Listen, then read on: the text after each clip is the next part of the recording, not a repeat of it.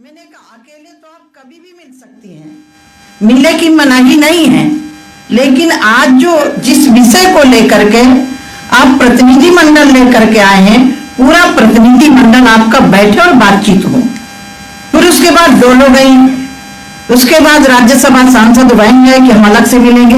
मैंने कहा आज मैं किसी से अलग से नहीं मिलूंगी, आज सामने टेबल में बैठ के वार्तालाप हुई है मनरेगा को लेकर के। फिर मेरे पास 8 बजे सूचना आती है कि हम पूरे सांसद आ रहे हैं। ये 6:30 बजे से, मैं 6 बजे पहुंच गई थी, 6:30 बजे से 8 बजे मेरे पास सूचना फिर आती है कि हम पूरे सांसद मिलेंगे। मैंने कहा आइए, कोई मनाही नहीं है। अब मैं वेट करती रही। 8:20 में फिर मेरे पास सूचना आती है कि हम पहले जनता से आप मिलिए। मैंने कहा जनता तो मेरी है, मुझे जनता से कोई मिलने की दिक्कत नहीं है, पश्चिम बंगाल मेरे से अलग नहीं है, लेकिन जिस विषय को लेकर के आप आए हैं पहले उस विषय पर चर्चा होनी चाहिए। 8:25 पर इन्होंने कहा कि हम जनता से आप नहीं मिलेंगे तो हम नहीं मिलेंगे। मैंने कहा पहले आपसे मिलूंगी, जनता मेरी है, मैं मिलूंगी, कहीं भी मिलूंगी। जिस तरह से महुआ मित्रा जी ने माननीय मोदी जी को मेरे को झूठा बोला, इसीलिए मुझे अपने ऑफिस की वीडियो बनवानी पड़ी। मैं 2.5 घंटा ऑफिस में बैठी रही। यदि मुझे मिलना नहीं होता तो मैं अपना काम छोड़ के दिल्ली क्यों पहुंचती, मैं ऑफिस में इंतजार क्यों करती। यदि मेरे अंदर कोई कमी थी तो मुझे इंतजार नहीं करना चाहिए था।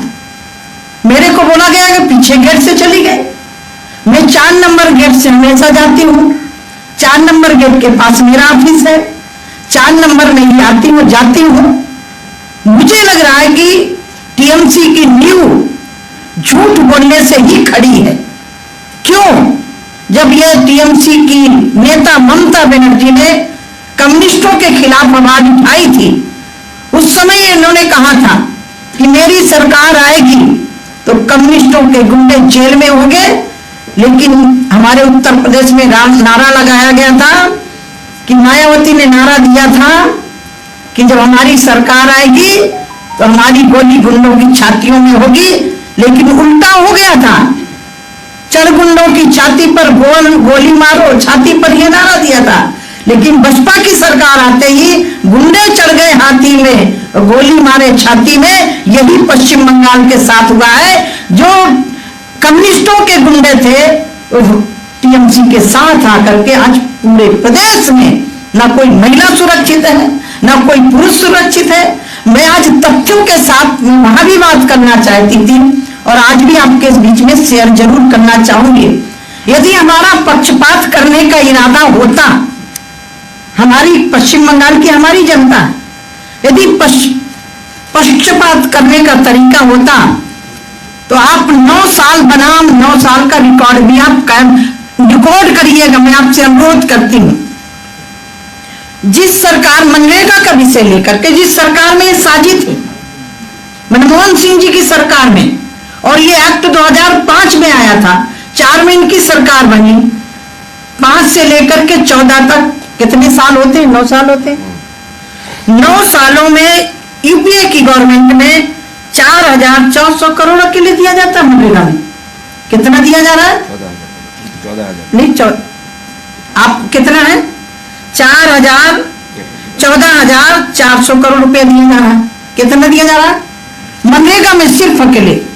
अब आप देखिए 9 सालों में हमारी सरकार के समय 54,000 करोड़ रुपया दिया जा रहा है। हम पक्षपात कहां कर रहे हैं भाई?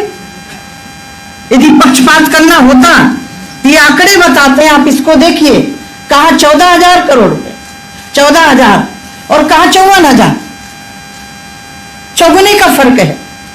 प्रधानमंत्री आवास जिसमें इन्होंने अपात्रों को दिया, शिकायत पर कार्रवाई हुई, पात्र वंचित है, उसमें भी आप देखिए यूपीए की सरकार में जो इंदिरा आवास चलते थे उसमें 4,400 करोड़ रुपए दिए गए 9 सालों में।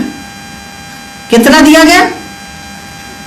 आप थोड़ा बोलते जाइए ना, आपको रिकॉर्ड याद रहेगा। 4,414।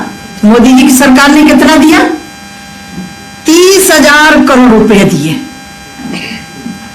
प्रधानमंत्री आवास में। तिगुना चौगुना का अंतर हो गया ना, 6 गुना अंतर हो गया। अब आप देखिए, यदि हमें प्रदेश सरकार के साथ सौतेला व्यवहार करना होता तो हम अन्य मद का पैसा रोक सकते थे। मनरेगा में गड़बड़ियां हुई 2020, 2019, 19, 20, 21 लगातार 3 साल पत्र लिखे गए। हुगली, कई जिलों में एक एक गांव पंचायत में भ्रष्टाचार हुआ, उसको हमारी सरकार ने, हमारे सेक्रेटरी ने, हमारे मंत्री ने पत्र लिखा कि जिन्होंने गड़बड़ी किया उनके ऊपर कार्रवाई करिए। कोई कार्रवाई नहीं। मैं आपको इसलिए पूरा डेटा लेकर के आई हूं। टीएमसी के लोगों ने कहा कि साध्वी जी भग गई, हमसे मिली नहीं। मैं आज पश्चिम बंगाल में आई हूं, जहां भी उनको बैठना हो मेरे साथ बैठ करके वार्तालाप करें। यदि वो चाहें ग्रामीण विभाग के मंत्रालय में बैठना हो तो वो वहां भी बैठने के लिए तैयार हूं मैं, क्योंकि पूरा प्रारूप लेकर के आए। लेकिन उनको बात नहीं करनी, उनको पश्चिम बंगाल की जनता को बेवकूफ बनाना है, नौटंकी करना है। दूसरा विषय में मुझे उम्मीद थी कि ममता बनर्जी जी महिला है, इस पश्चिम बंगाल में महिलाओं के लिए सशक्तिकरण का काम कर रही होंगी। लेकिन जब मैंने अपने मंत्रालय से पूरा विषय मंगवाया तो आप कल्पना करिए